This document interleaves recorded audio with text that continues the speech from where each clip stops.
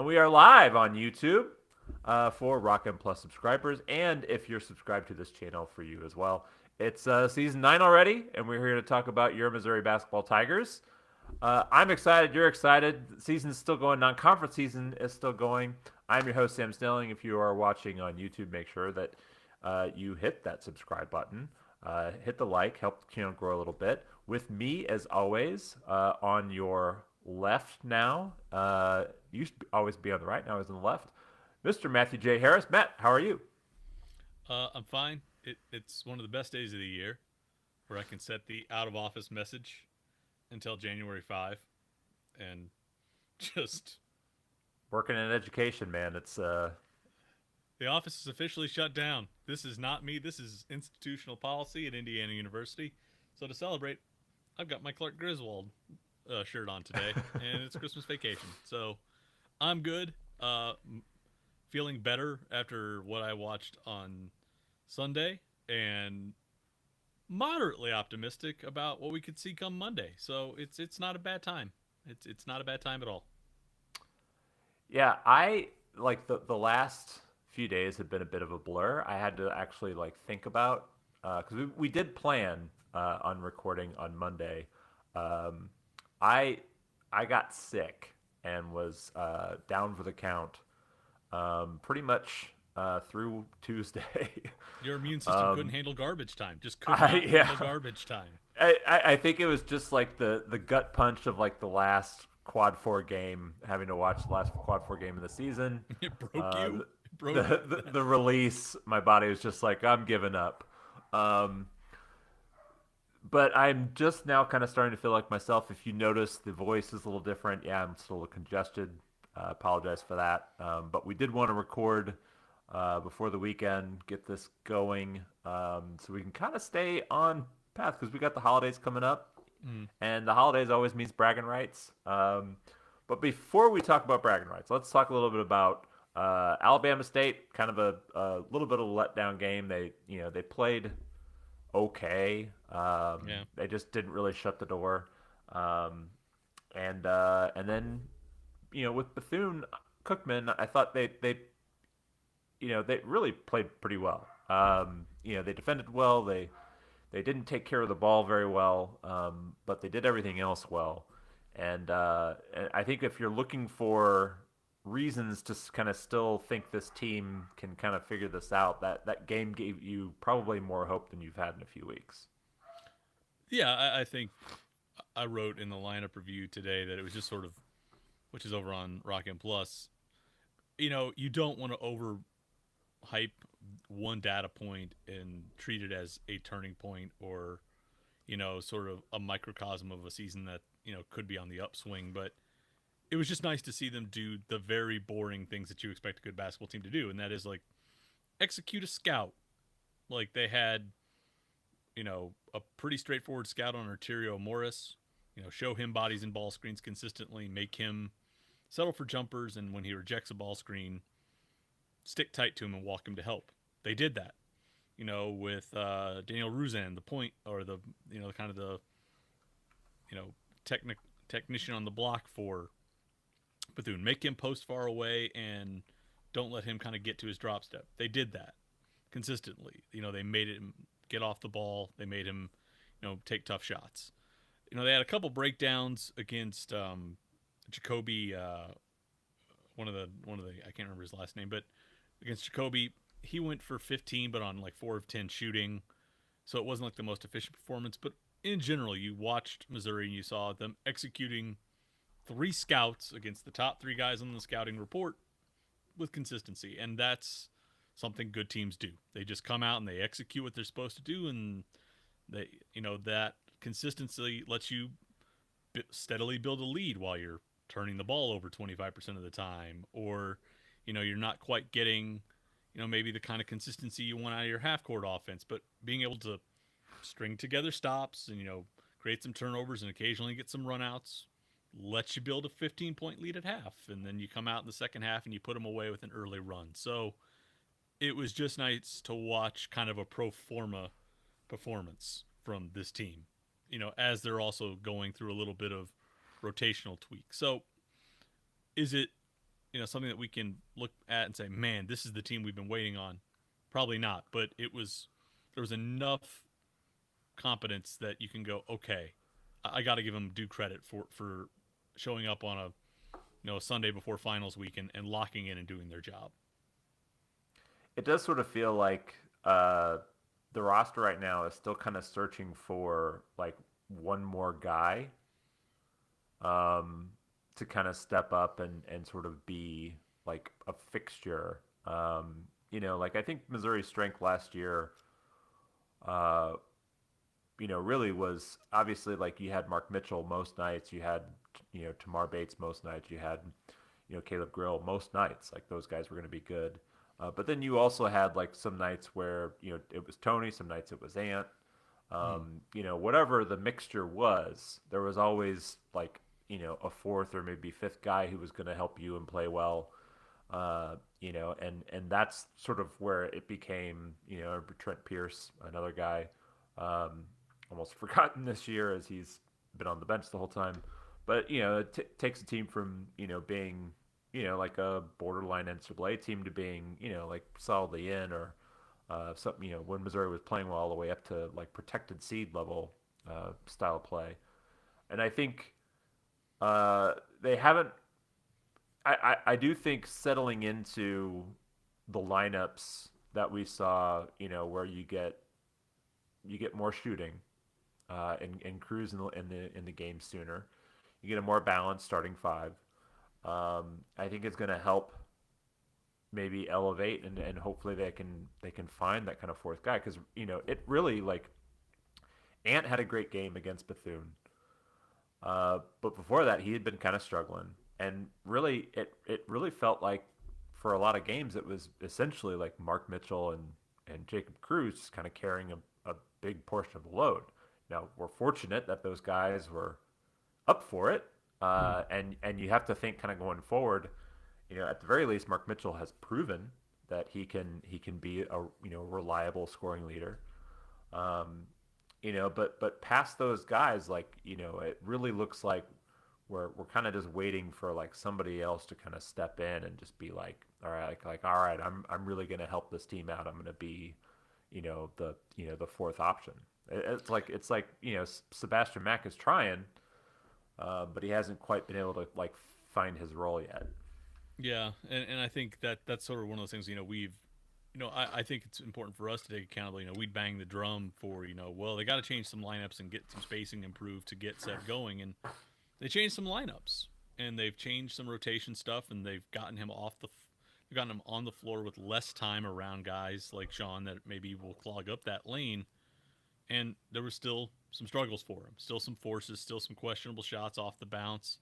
And that's one of those things where that's not a lineup issue. There was one where he attacks an early clock and somebody has stopped him in the middle gap and he chucks up a runner. There's another one, later on where there's a slot PNR and somebody's plopped down in the gap and he settles for a pull up jumper. Like those are player decisions. That's Seb. That's not scheme. That's not offense. That's a guy making a choice. And so I think, do the lineups and do the spacing help him make better choices? Yes, but ultimately, this is a thing we talked about when he committed. It was something that was pointed out by the staff at UCLA, which is sometimes he can get blinders on and he can play with his head down and there will be questionable shots. And it was something that drove Mick Cronin crazy. And the thing that we were optimistic about when he committed was he seemed a bit more prudent with shot selection as his sophomore year. And we thought, this staff generally does a good job of optimizing shooting portfolios, so maybe it'll get better. Well, it seems like it's regressed a little bit. It hasn't fallen off a cliff. It's a little bit worse than it was his freshman year, but that's a problem. You wanted him to be a little bit better than where he is now. I didn't think he needed to be the kind of guy that was going to be your first or second option, but he needed to be your solid, probably third option. And he's struggled with that. And I think not all of that falls on rotations and scheme. I think Yeah, there's some stuff that he's got to do, to improve his shot selection and sort of take a step back and figure out, what playing within himself looks like within this rotation. So I think that's sort of the thing that I came away from Sunday with too is this is not all on the staff to figure out. It's on the players too to figure out how to get themselves going and how to optimize themselves to a certain degree as well. So that was the other thing that I kind of came away with. Like, yeah, Seb's kind of still in the wilderness a little bit, and some of it's now on him to figure it out. You know, it can't all be the staff doing it for him and making conditions optimal for just him. He's going to have to figure it out. Well, and so Missouri has essentially, not essentially, they do, one more non-conference game. The non-conference schedule, the way it's laid out this year, is a little bit different than years past. I feel like it's been a while since we've gone straight from Braggin Rights right into the SEC Yeah. conference. I didn't check directly on that, but it always feels like there was always kind of like a filler game before the end of the year. Missouri doesn't have that this year, so they got all the Q4s out of the way in November, and then we finished the last one on Sunday. And so now begins a run where you don't face a team outside of the top 100 in Ken Palm. I should note in Ken Palm because the net is very different right now. Outside the top 100 the rest of the year. Starting with, now, if it makes you feel better, Matt, there's nobody inside the top 10 either. The SEC is kind of taking a beating.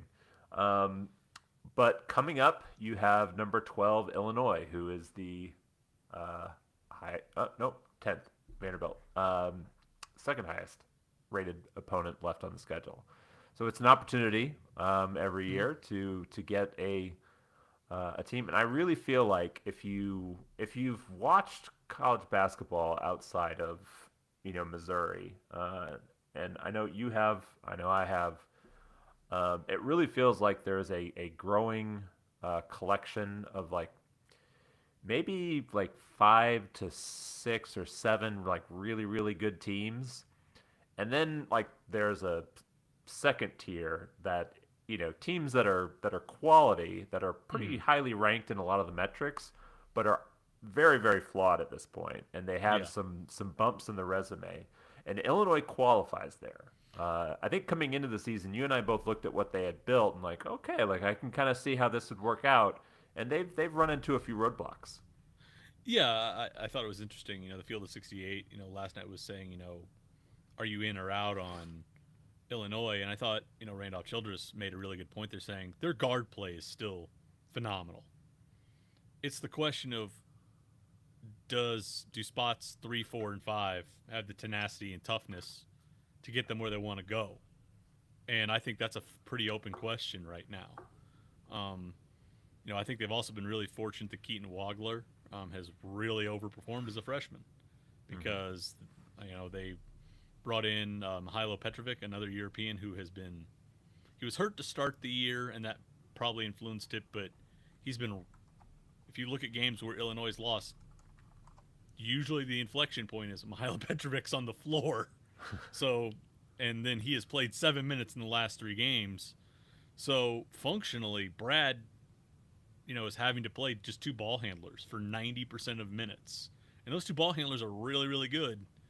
But, it's forced them to move, Andrej Stojakovic out of the combo guard to the wing. And he's not really a floor spacer, despite his dad being a great shooter. The lineage didn't carry over. He's more of a slasher. David Mirkovic is a guy who, wants to be a bully driver out of pick and rolls. He's not a great spot up shooter, and he's not really great posting up as a bully ball 4. And their bigs don't want to post on the block. Their bigs want to pick and pop. So you've got really kind of a lineup where it's, if Baby Page can't find a clean gap to hit, there's problems. Mirkovic is having some issues if he's got to drive through traffic or post. And the bigs don't apply vertical pressure on the rim, so you can just stay at the level and harass the crap out of guards. And offensively, you can drive at all 3 of them. And so I think that's really the thing that's sort of surprising here is, Illinois' personnel, I think, has some questions. And then how Brad wants to play defensively has kind of magnified them too. They're still a really good team. They've still got 2 quality wins, but if you look at the wins that they got against Texas Tech and Tennessee, those are teams that have struggled offensively writ large this year. When they've had to play teams that can attack those flaws, which are Alabama, UConn, and Nebraska, they've gotten into trouble really, really quickly. So I think they're a good team, and on the right night with the right matchup, they can cause all kinds of problems. But like if you put them against a team that's pretty equal in quality, and that can really drive them and can really exploit some of these flaws, it's been tough sledding for them. So that's not to say that it's a this is a walkover for Missouri by any means, but you spend some time looking at them and watching them. There's a pathway, and I think I said earlier in the week, I thought this, upon review, this game might have more of a pathway than the Kansas game, which will sound odd because Illinois is higher in the metrics, but when you watch the tape and you look kind of at the lineup construction, I think there's a better chance for Missouri in this game than there was against Kansas. Yeah, I mean, I can see how you look at that, but it's also like one of the things that I've kind of was saying about the, like the tiers, and I think if you're looking at Illinois, like yes, they do have some good wins. They did beat Texas Tech. That was a big early season marker for them to win at home against Texas Tech. Since then Texas Tech looked okay, right? Like they've struggled defensively, and they're I think I know that Watkins is a big McCaslin fan, so I don't want to bag on the job that McCaslin's doing this year, but they paid Toppin a lot of money to stay and kind of be a centerpiece in that roster. And I mean, in his defense, like Toppin is awesome, but you also have other positions on the floor that you need to pay, and I think the other guys haven't quite stepped up like they had hoped. So they've lost some other kind of games. So Texas Tech has sort of just been okay. Tennessee is they beat Tennessee. That was the last game of a 3-game slide that the Vols were kind of on after they beat Houston. Tennessee then lost to Kansas, Syracuse. They lost at Syracuse, and they lost to Illinois. The last 2 of those games, they scored 60 and 62 points. So it is like one of these things. Challenged? Tennessee's offensively challenged again? Oh. Right. Shock. Yeah. So if you're looking, there's losing to Alabama, you lose to Alabama. Like Alabama's Alabama. Sometimes Alabama's going to score 90, and you just can't quite keep up. Like that's just going to be how the night goes. The UConn loss was not particularly close, and then you lose to Nebraska at home. Like that's a tough look, and I think there's Brad's been pretty open in some of his his media appearances, like looking for some guys to kind of step up and help form an identity for his club, in particular on defense. And so I do think that this is a matchup that you can exploit. With all that said, they're still favored by 8, according to KenPom. Part of that's Missouri's dug itself a hole. Yeah. By this was 3 or 4 when the preseason started. So yeah. Tigers have sunk a little bit in the in the preseason, or since the preseason rankings. Started at 28, they're now at 52. So yeah, I mean, really, it's 2 teams that are trying to figure out kind of who they are, and I think the hard part for Illinois has been, he wants them to have an identity defensively. Well, Brad's been pretty open too that he stopped playing aggressive man-to-man and creating turnovers because he was worried they were giving up easy baskets and rebounding. So for the last 3 years, they've basically said we're going to stop trying to create turnovers. We're going to focus on defensive rebounding. We're going to play basically a glorified pack line. We're going to force tough twos, and we're going to avoid fouls. So you want your team to be tough and aggressive, but you also want them to be controlled and not extend themselves and create turnovers, which can give you easy offense. Right. You want them to, just force tough twos, rather than get out and attack guys. So I think it's kind of quizzical at times to hear Brad say that because you've chosen a passive style of defense. Like your system is sit back, create tough shots, board, and then push off secondary breaks and attack early. Yeah. So you you're worried about a defensive identity. Well, you've kind of said we're just gonna mine the store and not make mistakes. So I thought that's always been sort of interesting to me is how you reconcile those two things. Um, I think the other thing they've got is I think when I've watched them play and when I look at the data, I think they're better with Ben Humrickhouse on the floor than Merkovich, but they didn't pay a lot of money to bring Merkovich over from Europe to stash him on the bench. They didn't. If you look at some lineups, they're better. With Jake Davis at the wing, but you didn't go get Andrei Stojakovic to park him on the bench. So I think there's some stuff though where you're in trying to accommodate rightly Wagler being better. You've got guys playing maybe slightly out of position, and that affects guys, in their mentality because they're like, well, I came here thinking I was going to be a combo guard, and now I play the wing, or they're like now having to play a small ball five with Merkovich at times. He came over here to probably play the three or the four. So I think some of it is circumstances have also pushed Illinois into a spot where they've kind of got some talent, but those guys, are they in the right position to optimize it all the time? And that's weirdly kind of where Missouri is at the same point in time. So that's what makes this interesting to me is Kansas felt like it had figured out what its guys did well. They played through that, and they stuck to their roles and their casting. Illinois feels like it's a bit in flux, like Missouri, and the guys that are kind of in limbo right now are guys that Missouri can attack offensively. So I think that's what's interesting to me is I think it's set up for Missouri to potentially have a little bit of an inflection point in this game if they can scheme it up right. So let's talk matchups. Um, let's start with the matchups that you don't like. Because I'm looking at like the very likely starters. Um, for Illinois, I was going to bring up their KenPom page. We could kind of It'll be Boswell at the look point. at the matchup. Yeah, Boswell, Wagler, Stoya, Stojakovic, Berkovich, and Ivisic. Tomislav Ivisic. Tomislav, not Big Z. Mm-mm. Although Big Z's probably the better of the two, but they're playing Tomislav.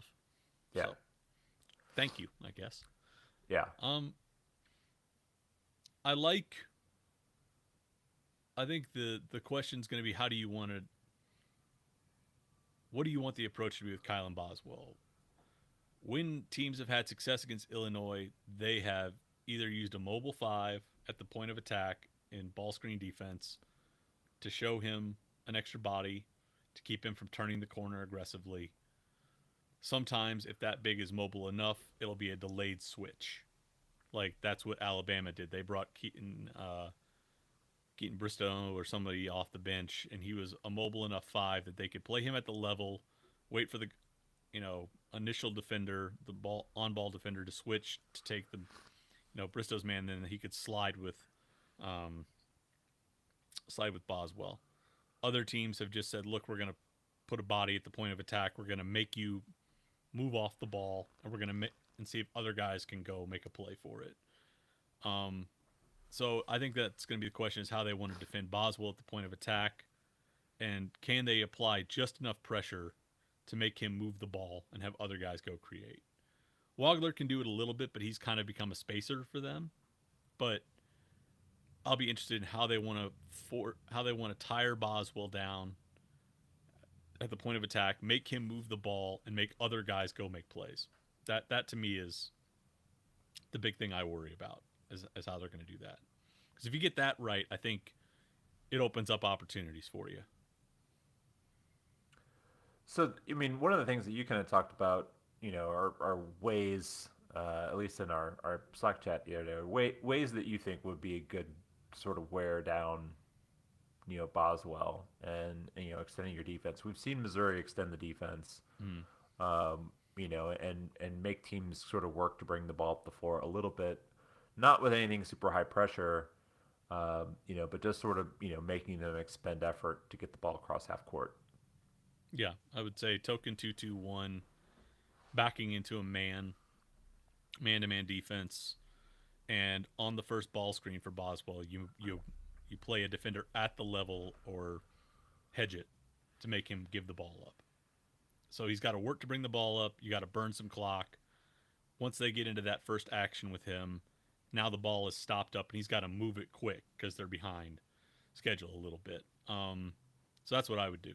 The other thing that Missouri sometimes does is they will do what a lot of teams that are aggressive in pick and roll do is they'll load up to the play. They'll put a lot of their guys closer to the midline. I would just have your guys almost sit in a normal shell. Like, don't overload or don't load up to the play side because you want to have bodies in front of Merkovich and you want to have bodies in front of Stojakovic. And just say, okay, ball's been moved. We've got a guy in the gap. So if Andre catches off a ball reversal, he's going to have to drive into a stuffed gap. If he gets a ball screen, our guy's just going to sit in drop coverage and force him to shoot a pull-up. Same thing with kind of Merkovich. You want to show them bodies and have guys ready right there once the ball moves because they struggle, I think, at times if they don't just have a straight driving line. Wagler can go make some plays and can draw some contact, but I think what you want to do is you want the ball going to Merkovich and Stojakovic with a defender in front of them and say, you guys have to go make plays now. You guys have to, the defense isn't rotated. Kylan hasn't been able to break the defense down. You guys go make plays and make them work. So that's what I would want to do. And as soon as Boswell does sit, I would start pressing. I would do a 2-2-1 trap and just see if you can't force some turnovers because they don't have a lot of, again, they don't really have depth at the point guard position. They kind of have to slide Wagler to the point and use Stojakovic as a combo guard because they can't put Petrovic on the floor. So as soon as Boswell sits, I'm pressing. Yeah, I mean, I know that we've talked about how their defense doesn't force turnovers. That's really like a stunning number to like look at. Yeah. For Look at the anybody, defensive rebound rate. yeah, like for anybody who is not watching long on YouTube, I'm looking at the Ken Palm game prep page for the matchup, which is for anybody didn't know is 7 o'clock on Fox Sports 1. So not going to be on ESPN family of networks because it is an Illinois home game technically. So Big Ten has broadcasting rights. Their turnover percentage on defense is 12.5%, which is 363rd in the country. Look at the live ball turnover rate. It's astounding considering Brad's background was. So that's why we say if you can force them to burn clock and you can force Boswell to move the ball and have other guys create, they can't generate live ball turnovers to offset that. They have to go generate their offense in the half court. And if you can make it's tough for Boswell to get in the paint and keep bodies in front of other guys off the ball, it can be tough for them because the thing about it is look at their 3-point attempt rate. Illinois shoots a lot of threes. Where are they at now? They're at 63rd in the country. Yeah.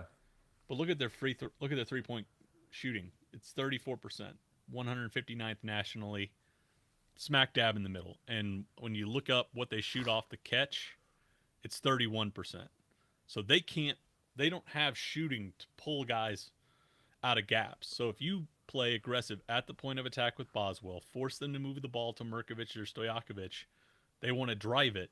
There's not another shooter on the floor that can force your guys out of gaps or in rotation.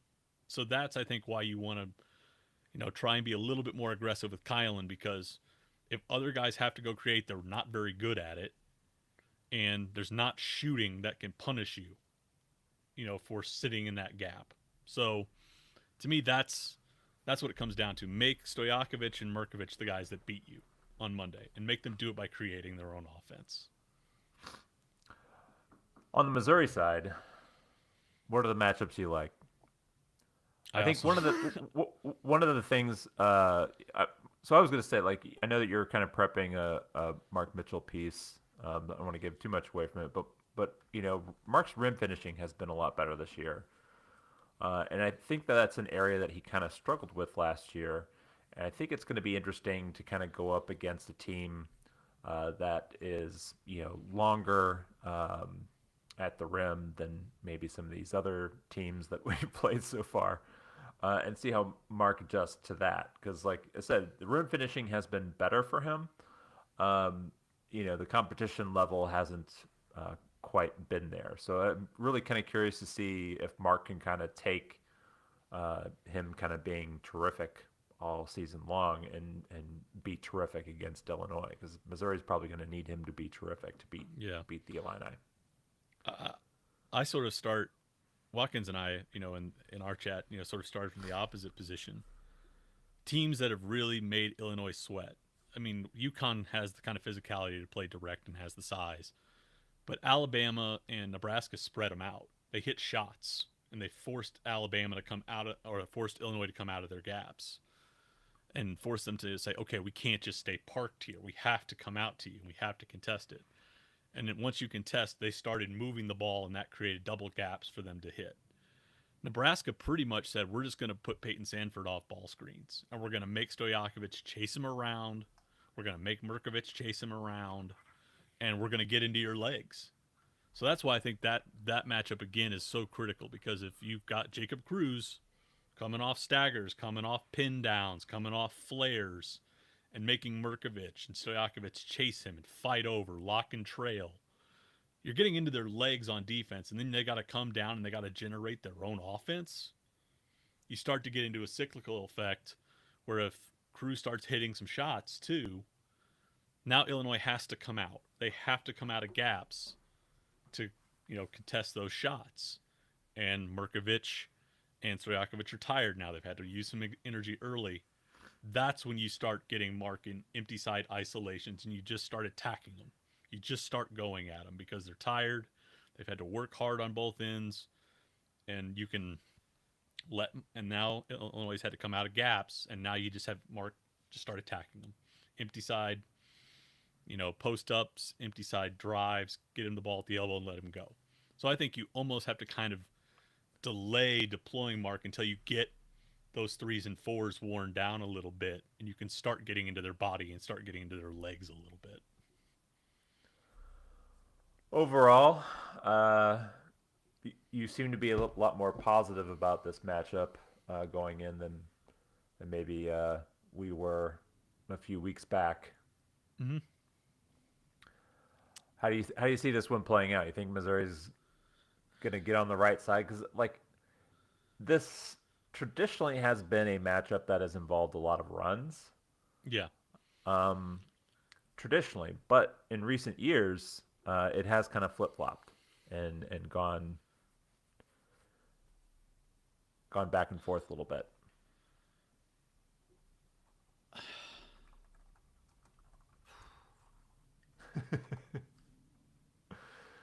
It's a lot to think about. Yeah, I mean, it's just.